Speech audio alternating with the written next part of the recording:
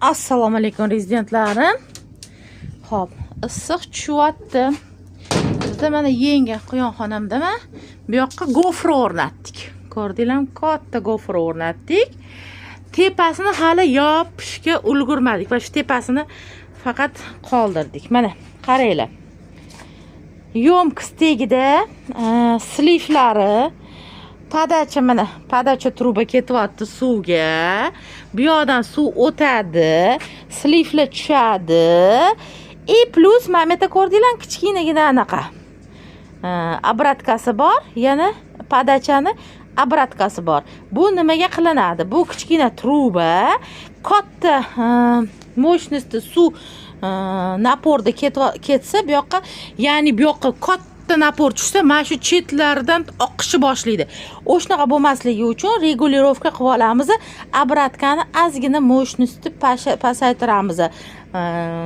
Pasaytirib o'tganda bu yerga kerakli darajada suv boradi. Bu yerda ko'rdinglar, katta, juda ham katta joy qildik. Ya'ni bu yerda 1 tonnalik suvni konvordik. Solib qo'ydik. Bemalol olib, yuvib, obsluga qilsa bo'ladi. Bu yerda ikkita oyna ro'pparasida, gofrani ro'pparasida ikkita oyna qoldirganmiz. Salafan bilan qoqib qo'ydik. Ertaga yoz kunida shunda ochiladi bet.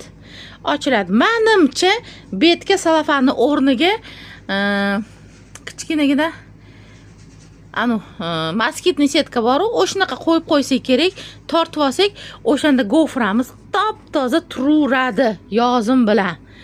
O'shani qilishimiz kerak. Xo'p, bu yoqdan havo tortadi. Nimani hisobiga tortadi?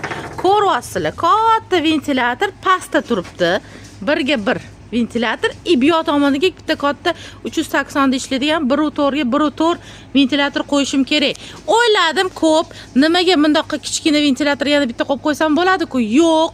Agar yaxshi mo'shni ventilyator bo'lmasa, yaxshi torta olmasa, bu yerda namligi hisobiga xona hammom bo'lib qoladi. Ya'ni havosi, nafas oladigan havosi juda nima deydi? Hammom havosi bo'lib qolib, nafas ololmay, bular kasal bo'ladi. O'shani hisobiga bitta mo'shni katta ventilyator qo'yib qo'yamiz divomimizga. Mo'shni ventilyator qo'yganimizdan keyin u xonadan so'rib tashqariga chiqaradigan ventilyator. Havo, ya'ni havoni ichkariga xonaga emas, tashqaridan havodan tortib chiqaradi. Bu yoqda eshigimiz yopamiz. Mana ko'ryapsizlar, mana. Eshikni yopamiz.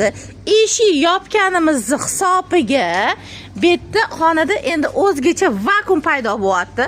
Vakuum paydo bo'lgandan keyin faqat masjidda ochiq, asosan havo kiradigan joy masjid bo'ladi. Ko'ryapsizlar mana. Mana bitta ko'ryapsizlar mana. Bunda bir-biriga zo'r anaqa qilmagan. O'sha yerda ham suv yuradi, xavotir olmanglar.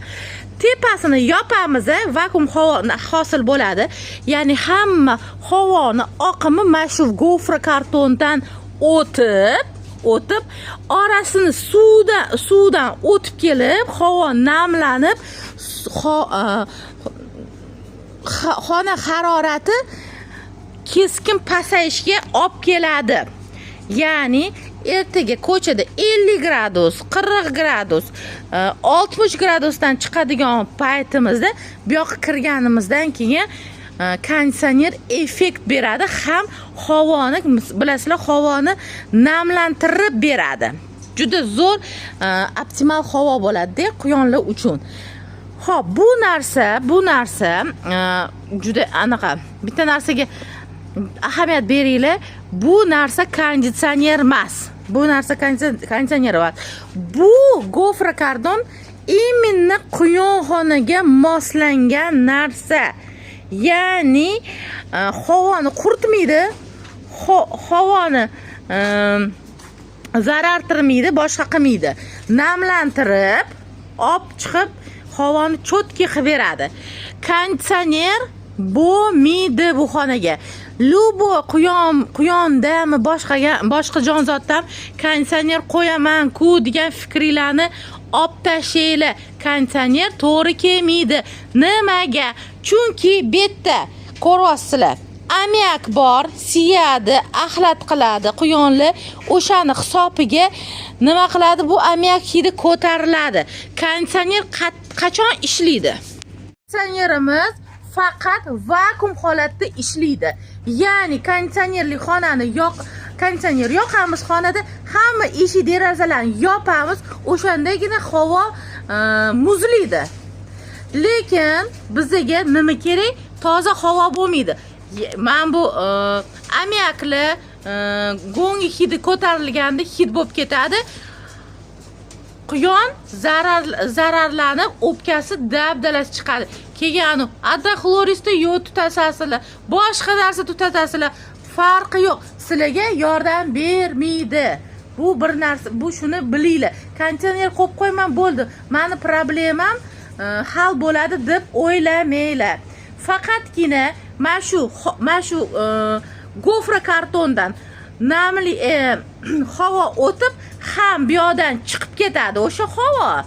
Ya'ni bir to'la tozalanib, mana shu ammiak hidi olib chiqib tashlaydi.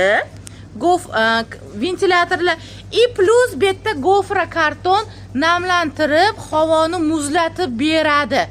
Faqatgina bu usul ishlaydi. Любой jonzot bor joyda. Ho quyon bo'lsin, ho broiler bo'lsin, ho nisushka bo'lsin. Даже bu usulni hozirgi kunda ko'pchilik ko'ryapsizlar. Teplitsalarda ham ishlatilyapti. Bekorga emasdir. Agar teplitsada yo'q quyonxonada, katta quyonxonalarda sizlarga konditsioner ish berganda konditsioner qo'yib qo'yardi. Mumkin emaski, bu usulni ko'pchilik qo'llanmaydi. Voy konditsioner qo'yib qo'ygan yozga bo'laveradi deganlarga ishonmanglar. Faqat gofra karton. Bu narsa qimmat narsa emas. Ali barakada bor, ya'ni topsam nomer qoldirib ketaman. Tayyor nechiga nechi xohlasanglar, o'shanaqa sizlarga qilib beradi. Obyomiga qarab, xonanglarning obyomiga qarab qilib beradi. Plus ularda ventilyatsiya ham bor. Birinchi qo'l Xitoy. Shu bilan tomosha qilib, borib ko'rib xohlaganinglarni olaverasizlar o'sha magazindan. Sog' bo'linglar, omon bo'linglar. Yana bitta katey ketyapti, xudo xolos Abdurahmonovga. Xurshtaki yoping darvozani. Ozginagina kateylarimiz qoldi. Buni ham o'ylayapman, sotaymi, o'zimga qoldiraymi deb hozir. Chunki boshqa partiya menimcha kelmasa kerak. Rafkam bor edi. Ikkita bo'g'oz quyon Narpayga ketyapti, Samarqand Narpayga. Plus baravariga bitta chiqib ketyapti-da anaqaga. Voy. Chelakka ketyapti bitta 3 oylik samets bilan 2 oylik ikkita samka. Yemlari bilan, конечно.